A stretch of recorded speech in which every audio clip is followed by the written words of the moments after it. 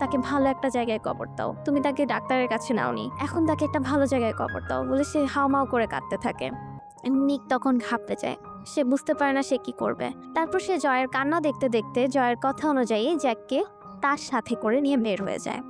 সে ভাবতে থাকে তাকে বাইরে কবর দিবে। সে তার গাড়ির পিছনে জ্যাককে রেখে দেয়। এরপর সে গাড়ি ড্রাইভ করতে থাকে।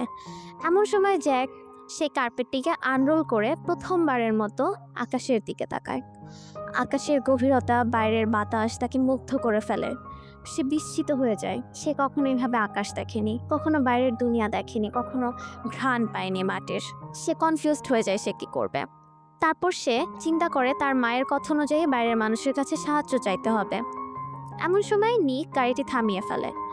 সুযোগ বুঝে জ্যাক গাড়ি থেকে লাফ দিয়ে নিচে নামতে থাকে। যখনই নিক পিছনে তাকায় দেখতে পায় জ্যাক ছুটে পালিয়ে যাচ্ছে, তখন সে দ্রুত এসে জ্যাককে ধরার চেষ্টা করতে থাকে।